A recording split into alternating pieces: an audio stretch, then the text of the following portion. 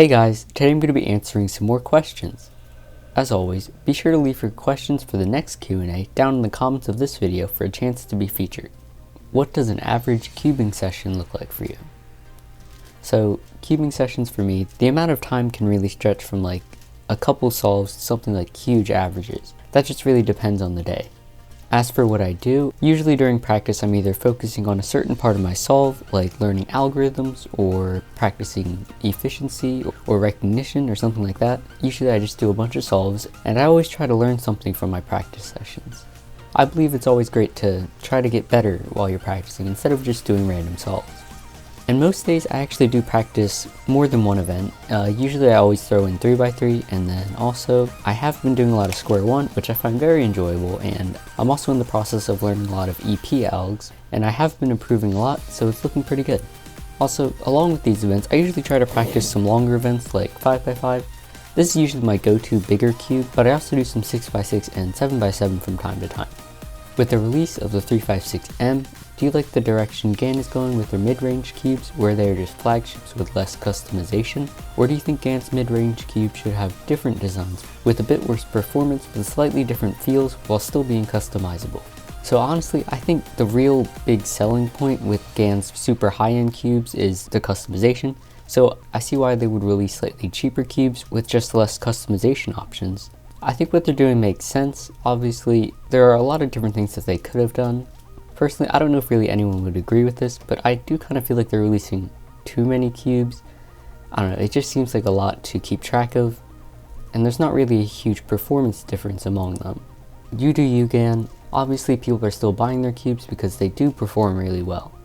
Do you think clock will get removed from the WCA? So my short answer to this question is no. I do not see clock getting removed anytime soon. I don't really see a reason for it to be removed either. To me, it would be the most likely event to get removed, but I don't really see it happening anytime soon.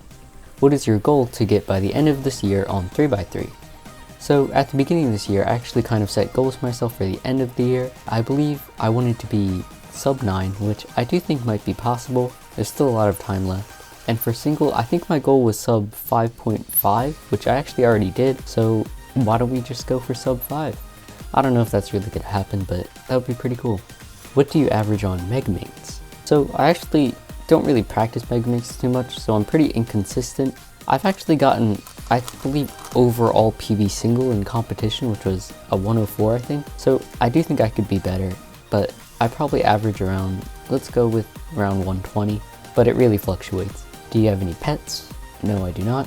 How long did it take you to become sub 20 and sub 15? I can't really say for sure. I don't really remember either of these, but I'll leave it on screen right now. There you go. What events do you practice?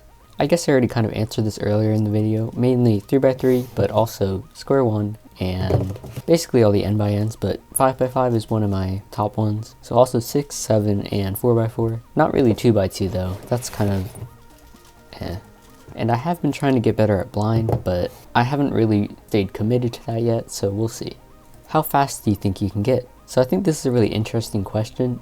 I don't really know how to answer yet because I hope I don't reach any huge barriers that I can never surpass, but I never really know what'll happen. I think I'll just take it one step at a time. Do you play video games? So I don't play too many video games, but I guess I would say I play some, mainly on the Nintendo Switch. Just the simple games like Mario Kart and Super Smash Bros. Yeah, that's gonna do it for this Q&A. Again, make sure to leave more questions down below in the comment section for my next Q&A. Anyway, be sure to like, subscribe, and share this video for more content in the future. Thanks for watching. Bye.